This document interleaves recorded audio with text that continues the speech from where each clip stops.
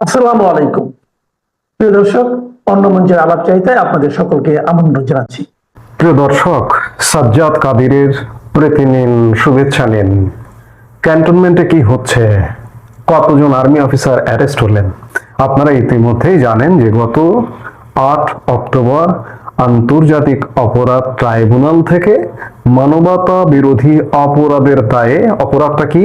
গুম, খুন, জোরপূর্বক আটক রাখা, এমন অপরাধে 24 জন সামরিক কর্মকর্তার বিরুদ্ধে গ্রেপ্তারি পরোয়ানা জারি করা হয়েছে।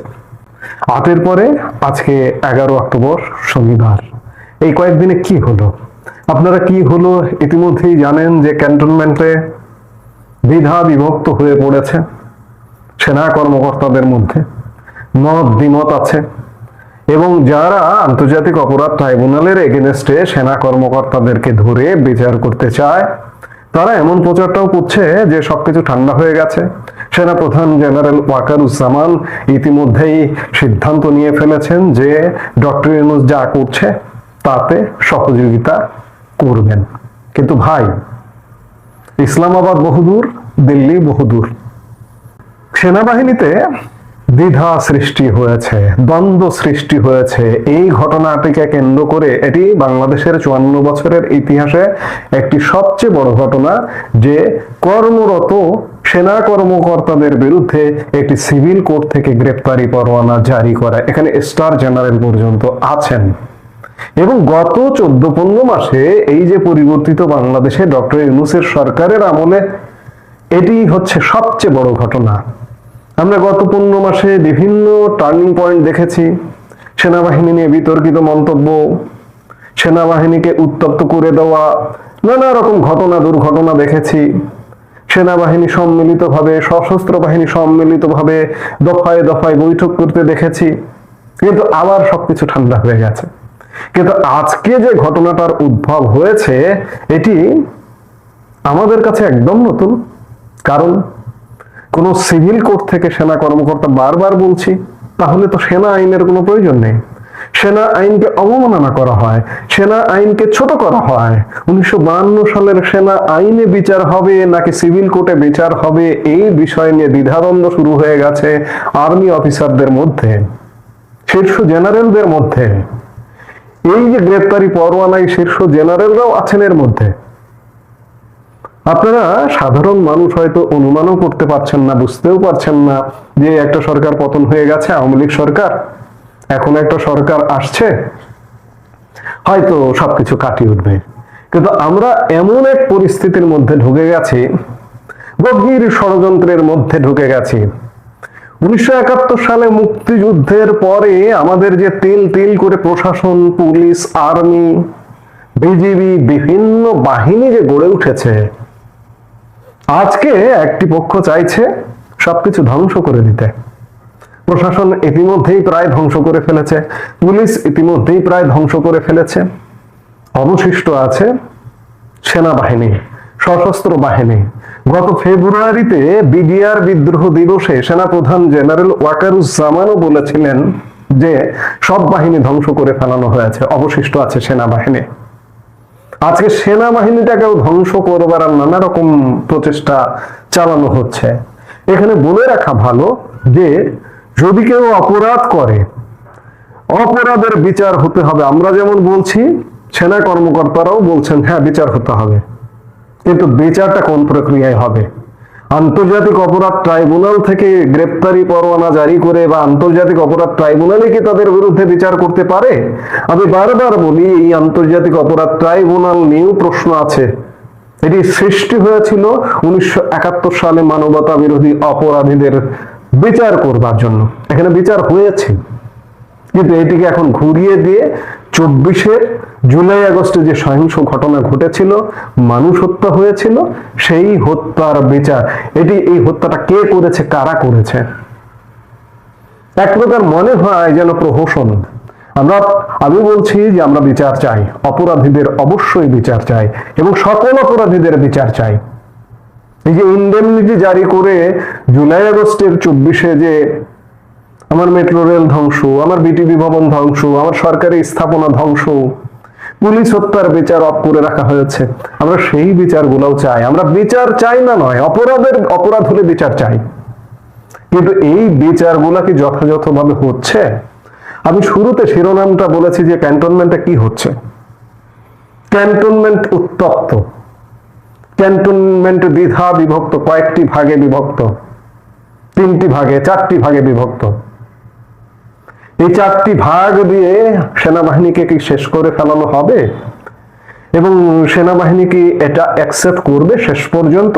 সেনাবাহিনীর একটি বড় অংশ এই আন্তর্জাতিক অপরাধ ট্রাইব্যুনাল গ্রেপ্তারি পরোয়ানা জারি করেছে, এটিকে অ্যাকসেপ্ট করবে? এখনো পর্যন্ত অ্যাকসেপ্ট করবার পরিস্থিতি তৈরি হয়নি। কি হয় এই মুহূর্তেও কেউ বলতে পারছে না। আসলে কি হবে? আর্মি অফিসাররা কি অ্যারেস্ট হবেন? আমি বলেছিলাম যে কজন অ্যারেস্ট হয়েছেন এখন পর্যন্ত। 8 তারিখের পরে আজকে 11 তারিখে আমরা কথা বলছি, এখন পর্যন্ত একজন আর্মি অফিসারও অ্যারেস্ট হননি। তবে নানাজন নানাভাবে প্রচারণা করছেন যে অনেকে আত্মগোপনে চলে গেছেন, যাদের বিরুদ্ধে ওয়ারেন্ট ইস্যু হয়েছে তারা হয়তো বুঝতে পারছেন যে আসলে ফাইনালি শেষ পর্যন্ত সিদ্ধান্তটা কি হয়। যেমন একজনকে আপনারা খুব ভালো করে চেনেন, মেজর জেনারেল কবির আহমেদ। অপপ্রচার বলুন, গুজব বলুন, যেটাই বলুন, যেভাবেই বলুন, সরকারের পক্ষের লোকজনই ইতিমধ্যেই প্রচারণা শুরু করেছে। সেটি অনলাইন যোদ্ধা হতে পারে কিংবা সরকারের অংশ, যে মেজর জেনারেল কবির আহমেদ সাবেক প্রধানমন্ত্রী শেখ হাসিনার সামরিক সচিব ছিলেন, যিনি তাকে কয়েকদিন আগে পররাষ্ট্র মন্ত্রণালয়ে রাষ্ট্রদূত হিসেবে দায়িত্ব দেবার জন্য ন্যস্ত করা হয়েছিল। তিনি নাকি ইতিমধ্যেই সিলেটের তামাবিল বর্ডার হয়ে দেশ ত্যাগ করেছেন, ভারতে অলরেডি ঢুকে গেছেন। অর্থাৎ আর্মি অফিসারদের বিরুদ্ধে, যাদের বিরুদ্ধে গ্রেপ্তারি পরোয়ানা জারি করা হয়েছে, তারা ইতিমধ্যে আত্মগোপনে কেউ দেশ ত্যাগ করেছেন, এমনটাও প্রচারণা চালানো হচ্ছে। তারা হয়তো আগাম সতর্কতার জন্যই এই কাজটি করছেন, কারণ শেষ পর্যন্ত কোন চাপ থেকে কোন দিকে কি হয়, বাতাস কোন দিকে বয় বলা কঠিন। যদি আইসিটিতে এই মামলাটি ফাইনালি চলে, কিংবা এই মামলাটি যদি আইসিটিতে বিচারের আওতায় নিয়ে যদি সেনা কর্মকর্তাদের অ্যারেস্ট করা হয়, এই সংখ্যাটাও এখনো একটা বড় অংশের মধ্যে আছে। তবে যারা প্রচার করছেন যে সব ঠিক হয়ে গেছে, সেনাপ্রধান ইউনূস সরকার যা করছে, আন্তর্জাতিক অপরাধ ট্রাইব্যুনাল যা করছে, সব ঠিক আছে, আমরা মেনে নিচ্ছি, বিষয়টা কিন্তু এত সহজ নয়। পরিস্থিতি এখনো পর্যন্ত স্বাভাবিক হয়নি। সেই জায়গা থেকে এখনো বলা যাচ্ছে না যে পরিস্থিতি কোন দিকে মোড় নেবে। শেষ পর্যন্ত এই ইস্যুকে কেন্দ্র করে সরকার পরিবর্তন কিনা বা কি হবে, সামরিক অভ্যুত্থান কিনা, কি হবে, সত্যিকার অর্থে বাংলাদেশ ভূ রাজনৈতিকভাবে এবং আভ্যন্তরীণ রাজনৈতিকভাবে এক টানটান উত্তেজনাকর পরিস্থিতির মধ্যে আছে। এবং বাংলাদেশ পরিস্থিতি পরিবর্তন হবে উত্তরপাড়া থেকে, ক্যান্টনমেন্ট ক্যান্টনমেন্টের মাধ্যমেই 2024 সালের 5 অগাস্ট পট পরিবর্তন হয়েছে। ঠিক তেমনি এখনকার পট পরিবর্তন হতে হলেও ক্যান্টনমেন্ট লাগবে। এছাড়া বাংলাদেশকে বাঁচানো বলুন, মারা বলুন, যেটাই বলুন না কেন, ক্যান্টনমেন্ট থেকে ছাড়া বাংলাদেশ রক্ষার কোনো উপায় নেই। সেনাপ্রধান জেনারেল ওয়াকারুজ্জামান বলা যায় বিভিন্ন পক্ষের এক প্রকার মুখোমুখি অবস্থায় আছেন। তিনি কি সিদ্ধান্ত নেবেন তার দিকে সবাই তাকিয়ে আছে। সেনাপ্রধানই দেশের এই যে অচল অবস্থা, এক প্রকার এই অচল অবস্থা থেকে বাঁচাতে পারেন। এখন সিদ্ধান্ত সেনাপ্রধানের। এখন পর্যন্ত কেউ গ্রেপ্তার হয়নি। সেনাপ্রধান কি সিদ্ধান্ত নেবেন, কেন গ্রেপ্তার হয়নি, এটিও তো গুরুত্বপূর্ণ ব্যাপার। ইতিমধ্যে যদি আত্মগোপনে যেয়ে থাকেন, যাদের বিরুদ্ধে ওয়ারেন্ট ইস্যু হয়ে গেছে, তারা আত্মগোপনেই গেলেন কেন? তাদেরকে কি অ্যারেস্ট করা হবে আসলে, নাকি অন্য কিছু হবে, ভিন্ন কিছু হবে? আমাদের এই ভিন্ন কিছু, অন্য কিছু দেখার জন্য প্রতিনিয়ত সচেতন থাকতে হবে, নজর রাখতে হবে। আবার আন্তর্জাতিক নানা খেলা আছে, আমি সেটি নিয়ে আর একটা কন্টেন্ট ভিন্নভাবে করব। কিন্তু ক্যান্টনমেন্টে যা হচ্ছে, পরিবর্তনের একটা সাউন্ড পাওয়া যায়, কিন্তু শেষ পর্যন্ত এই যে বড় ইউটার্ন, আমি বললাম যে গত 14-15 মাসের সবচেয়ে বড় টার্নিং পয়েন্ট এই মুহূর্তে বাংলাদেশে। এই টার্নিং পয়েন্টকে কেন্দ্র করেই বর্তমানে যে অনৈক্য, একটা অচল অবস্থা বাংলাদেশে, এই সব কিছুর অবসান হতে পারে। এবং এই অবসানের একমাত্র যার উপরে, তিনি বাংলাদেশের সেনাপ্রধান জেনারেল ওয়াকারুজ্জামান। আমরা প্রত্যাশা করব যে জেনারেল ওয়াকারুজ্জামান যে পক্ষরে হন না কেন, তাকে নিয়ে নানান গুজব, নানান প্রপাগান্ডা আছে, তাকে তুলোধনা করে সব পক্ষ। যারা সরকারের পক্ষ, তারাও তার অপসারণ চায়, তারাও তার গোষ্ঠী উদ্ধার করে। আবার যারা সরকারের বিপক্ষ, আওয়ামীপন্থী, তারাও তার গোষ্ঠী উদ্ধার করে। তিনি যাবেন কোন পক্ষে? কাজেই তিনি কোন পক্ষে যাবেন, সত্য এবং ন্যায়ের পক্ষে যাবেন, সেটাই বাংলাদেশকে রক্ষা করবে। তার পক্ষটাই বাংলাদেশের পক্ষ হওয়া উচিত। আমরা প্রত্যাশা করব সেনাপ্রধান জেনারেল ওয়াকারুজ্জামান সময়ের শ্রেষ্ঠ সিদ্ধান্ত নেবেন। কালকে সারা রাত ক্যান্টনমেন্টে যা হয়েছে সে খবর নিশ্চয়ই আপনারা পেয়েছেন যে 3টে গ্রুপ ভাগ হয়ে গিয়েছেন অলরেডি। একটা হচ্ছে বিএনপি জামাত সমর্থিত গ্রুপ, যারা কোনো মতেই এই যে যাদের বিরুদ্ধে আইসিতে মামলা করা হয়েছে তাদের বিরুদ্ধে অ্যাকশন যাতে হয় তার জন্য মানে চাপ দিচ্ছে। আর একটা গ্রুপ আছে যারা আওয়ামীপন্থী, তারা বলছে যে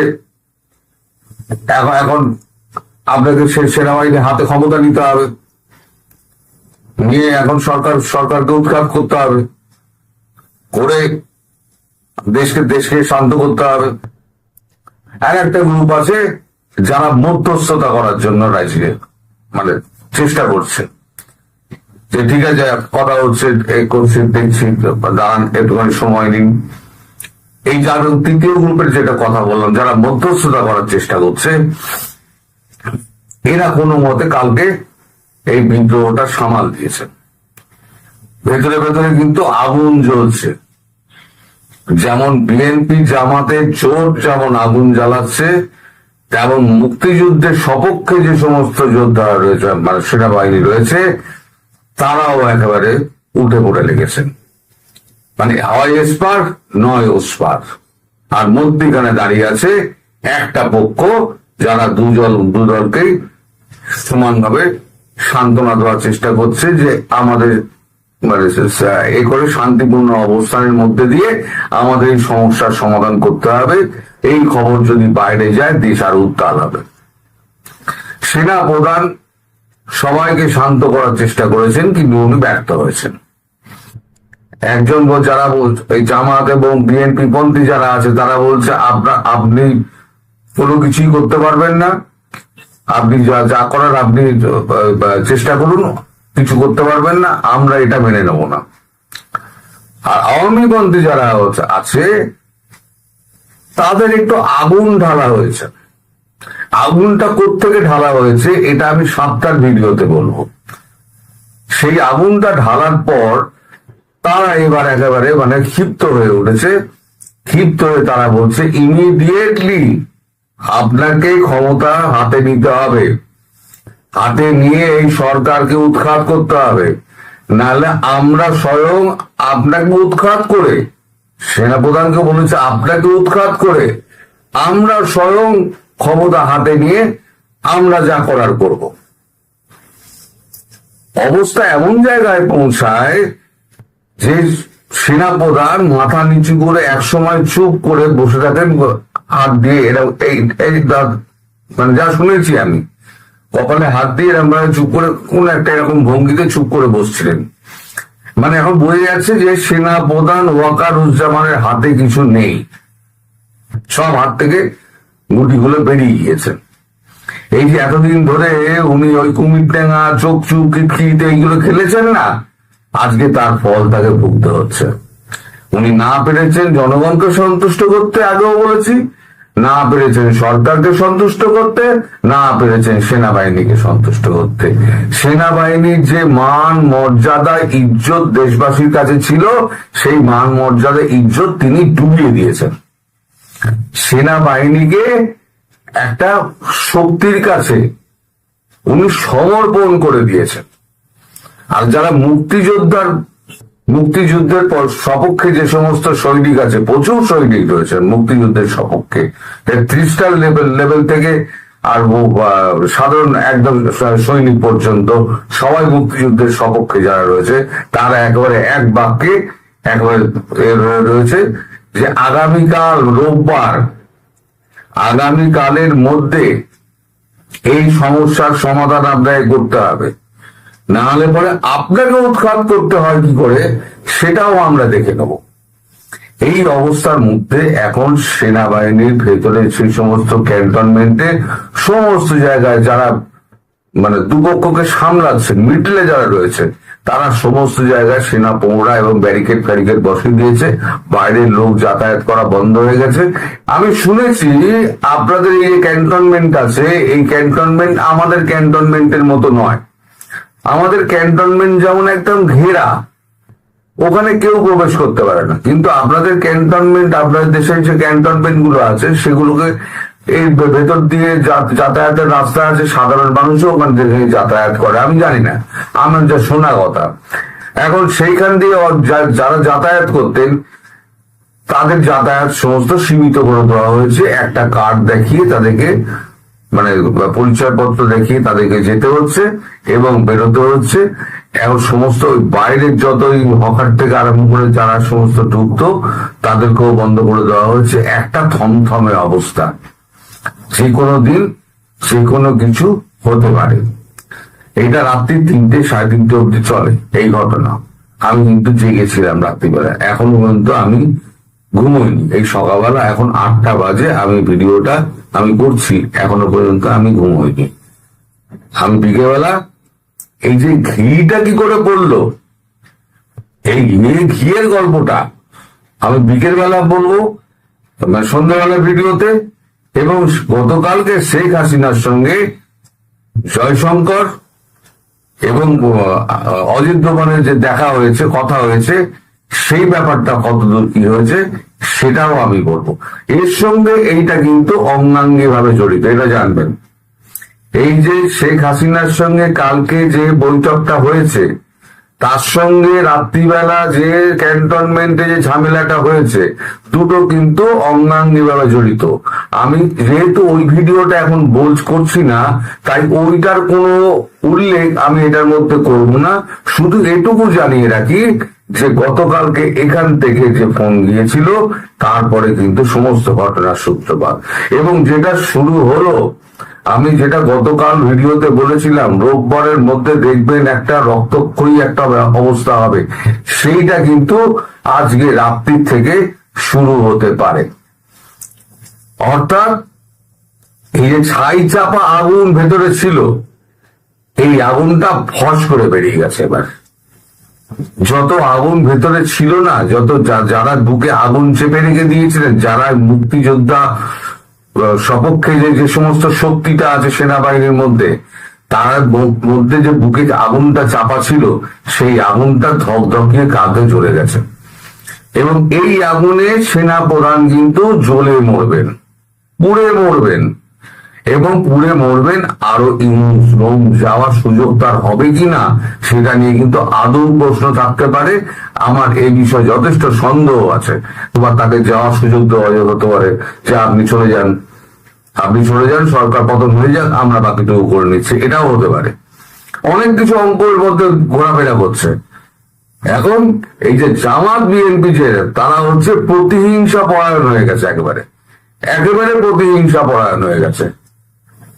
তারা এই মুক্তিযুদ্ধের সপক্ষে, মানে আমাদের হাসিনার সপক্ষে যে সমস্ত যারা কাজ করেছিলেন, তারা ভালো করুন মন্দ করুন, তারা চেন অফ কমান্ডের আন্ডারে কাজ করেছেন। তাই এটা কোনো ব্যক্তির নয়, কারো একটা নির্দেশে গুলিটা চলছে, বন্দুক চালাচ্ছে, কিন্তু গুলিটা চালাচ্ছে কিন্তু অন্য লোক। যে লোকটা গুলিটা, যে সৈন্যটা চালাচ্ছে, সে কিন্তু চেইন অফ কমান্ডের ভিত্তিতে চালাচ্ছে। তাকে ওই কমান্ডটা দেওয়া হয়েছে বলে সে গুলিটা চালাচ্ছে বা সেই কাজটা করছে। আমায় যদি আমার বস একটা কথা বলে যে তুমি এই কাজটা করো, আমি যদি মেনে নিই তাহলে বসের কথা মেনে নিলাম। আমি যদি অমান্য করি তাহলে চেইন অফ কমান্ড ভাঙা হলো। করতেই পারি, চেইন অফ কমান্ড ভাঙা হলো। সেনাবাহিনীর কিন্তু চেইন অফ কমান্ডটা ভাঙা হয় না, এবং তার জন্য ব্যক্তিগত দায় হিসেবে এই যে সমস্ত আইসিটিতে মামলা করা হয়েছে এটা কেউ মেনে নিচ্ছে না। কিন্তু জামাত আর বিএনপি প্রতিশোধের আগুনে নেমে গেছে, এ করছে যে ওদেরকে ওইখানেই বিচার ব্যবস্থা করতে হবে, আর এরাও করতে দেবে না। আর মধ্যবর্তী যারা আছে তারাও কিন্তু আংশিকভাবে বলছে যে এটা আমরা মেনে নেব না। আমাদের সেনাবাহিনীর লোককে হ্যান্ডকাপ পরিয়ে পুলিশের প্রিজন ভ্যানে নিয়ে যাবে, এটা আমরা চেয়ে চেয়ে দেখবো? আমরা কি হাতে তার থেকে চুরি পরিয়ে দিন, হাতে চুরি পরে বসে থাকি? তারা কিন্তু এটাও বলেছে, কিন্তু তারা দুপক্ষকে শান্ত করার চেষ্টা করছে। অবস্থা এখন খুব সঙ্গীন, খুব সঙ্গীন অবস্থা। যাই হোক, আগে অনেক কিছু ঘটবে, দেখা যাক কি হয়। যদি রাত্রিবেলা কোনো বড় ঘটনা ঘটে তখন। শেখ হাসিনা এবং শেখ রেহানাকে হত্যা করতে না পারার কারণে একে অপরকে দোষারোপ করছেন এমন একটি গুরুত্বপূর্ণ তথ্য পেয়েছি, সেটা নিয়ে আজ আপনাদের সঙ্গে কথা বলতে চাই। আমি বেশ কিছুদিন পূর্বে একটা ভিডিও কন্টেন্টসে বলেছিলাম যে আর কিছুক্ষণ সময় গণভবন এলাকায় থাকলে গণভবনের অভ্যন্তরে, এমনকি যে বাহনটায় তারা উড্ডয়ন করছিলেন অর্থাৎ হেলিকপ্টারে, সেটার উড্ডয়নের আরো কিছু সময় থাকলে সেখানেই ভূপাতিত করা হতো। তখন আমাকে অনেকে নিরুৎসাহিত করে বলেছিলেন এই জাতীয় কন্টেন্টস বা এই জাতীয় কথা আমার মতো জায়গার থেকে বলা ঠিক না। আজ আমি তাদেরকে নতুন তথ্য দিচ্ছি। 2024 জুলাই আগস্টের আন্দোলন 2024 আন্দোলন ছিল না, এটা অনেক পুরানো আন্দোলন। আন্দোলনটা মূল লক্ষ্য ছিল শেখ হাসিনাকে, সম্ভবত শেখ রেহানাকে হত্যা করা। 75-এর 15 আগস্ট যেটা সম্পন্ন করা যায়নি সেটা সম্পন্ন করা। সেজন্য দেশে এবং দেশের বাইরে সম্মিলিতভাবে পরিকল্পনা হয়। সেই পরিকল্পনা বাস্তবায়নের জন্য দেশের অভ্যন্তরে নানা রকম অ্যাক্টিভিস্ট নিয়োগ করা হয়, যারা এই ঘটনা ঘটাতে পারবেন এমন দক্ষ ব্যক্তিদের নিয়োগ করা হয়। এমনকি সিভিল এবং অন্যান্য প্রশাসনের ভিতরেও দীর্ঘদিন প্রচেষ্টায় তাদের লোক তৈরি করা হয় বা বিনিয়োগ করা হয়। সেই ধারাবাহিকতায় কিন্তু 2024-এর জুলাই আগস্টের ঘটনা দৃশ্যমান হয়েছে। কোটা কোনো আন্দোলন ছিল না। শেখ হাসিনা যেটা বারবার বলেছিলেন যে আসলে তাদের টার্গেট হচ্ছে ক্ষমতা দখল করা, কোটা মূল লক্ষ্য না, কোটার দাবি মেনে নেওয়া। এমনকি অ্যাপিলেট ডিভিশনে হাইকোর্টের জাজমেন্ট স্থগিত হয়ে যাওয়া, হাইকোর্টের জাজমেন্ট বাতিল করে দেওয়ার পরেও তারা যে আন্দোলন করেছিল, কোটাই যদি তাদের দাবি হয়ে থাকবে তাহলে তো সেই আন্দোলন আর অব্যাহত রাখার কথা ছিল না। আমি কয়েকটি দায়িত্বশীল সূত্র থেকে, নির্ভরযোগ্য সূত্র থেকে নিশ্চিত হয়েছি আন্দোলনের আসল লক্ষ্য ছিল শেখ হাসিনাকে হত্যা করা, শেখ রেহানাকে হত্যা করা। সেই হত্যা করার জন্য যত পরিকল্পনা ছিল, সেই পরিকল্পনা প্রণয়ন শুধু না, বাস্তবায়নের জন্য সরকারের অভ্যন্তরে, সরকারের বাইরে গুরুত্বপূর্ণ বিভিন্ন পর্যায়ে ডিপ্লয় করা হয়েছিল দক্ষ জনশক্তিকে। তাদের দেওয়া হয়েছিল আর্থিক এবং অন্যান্য ইনস্ট্রুমেন্টাল যোগান। একটা ধূম্রজাল সৃষ্টি করে মীমাংসার নামে বা অন্য কোনো উপায়ে শেখ হাসিনাকে গণভবনে আর কিছুক্ষণ রাখা সম্ভব হবে, এটাই ছিল তাদের পরিকল্পনা। ইতোমধ্যে সব প্রস্তুতির চূড়ান্ত হয়ে কার্যক্রম শুরু হয়ে যাবে। এমনকি শেখ হাসিনা যে যানবাহনে উঠবেন, সেটা হেলিকপ্টার হোক, গাড়িতে হোক, প্রয়োজনে সেটাও আক্রান্ত হবে। এই আক্রান্ত হওয়ার মধ্য থেকে তাদের আন্দোলনের চূড়ান্ত সফলতা নিশ্চিত করবে, সেটাই ছিল তাদের লক্ষ্য। আল্লাহর অশেষ সহমতে এবং শেখ হাসিনার অত্যন্ত বিশ্বস্ত কিছু সহকর্মীরা দ্রুততার সঙ্গে তাকে সরিয়ে নেওয়ার কারণে তিনি এবং তার বোন রক্ষা পেয়ে যান। তাৎক্ষণিকভাবেই যখন জানতে পারে ঘাতকরা যে তিনি চলে যাচ্ছেন, তখন তারা দ্রুততার সঙ্গে এসেও উড্ডয়নে থাকা বাহনটিকে আর আক্রমণ করার সুযোগ পাননি। গণভবনে তো তারা ছিলেনই না।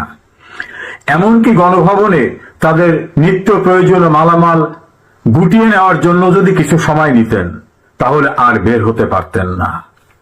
এটার বহিঃপ্রকাশ ঘটেছে সেই ষড়যন্ত্রকারী, ঘাতকদের নিয়োগকারী এবং পরিকল্পনা বাস্তবায়নকারীদের ভিতরে, নিজেদের ভিতরে অনাকাঙ্ক্ষিত অপ্রত্যাশিত ঘটনা কেন ঘটে গেল, কেন তারা সফল হতে পারলেন না, এটা নিয়ে নানা রকম আলাপ আলোচনা ফাঁস হয়ে গেছে।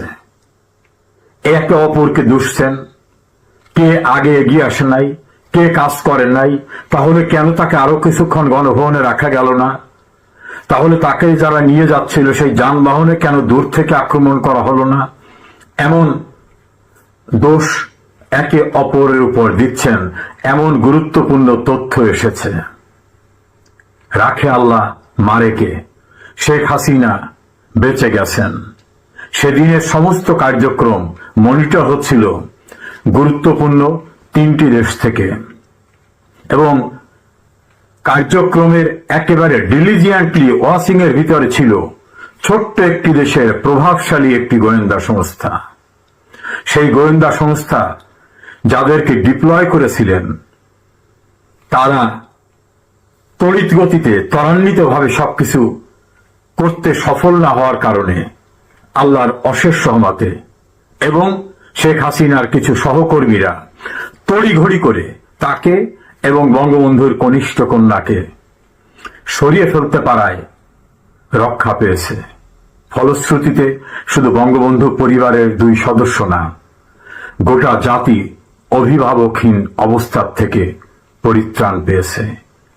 এই ভয়ঙ্কর ঘটনাটি অনেকেই বিশ্বাস করবেন কি করবেন না জানি না, এটা বাস্তবতা এবং এটাই সত্য।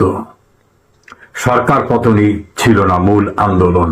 মূল আন্দোলন ছিল বঙ্গবন্ধুর বেঁচে থাকা 2 কন্যাকে হত্যা করা, নির্মমতার মধ্য থেকে, বিভৎসতার মধ্য থেকে, নারকীয়তার মধ্য থেকে। এভাবেই বাংলাদেশে মুক্তিযুদ্ধের পরাজয়ের প্রতিশোধ সহ বড় একটি দেশকে বিরোধিতা করার সব প্রতিশোধ নেওয়ার পরিকল্পনা ছিল। আল্লাহ চাইলে কি না সম্ভব, সেভাবে তিনি বেঁচে গেলেন। এটাই সত্য, এটাই বাস্তবতা।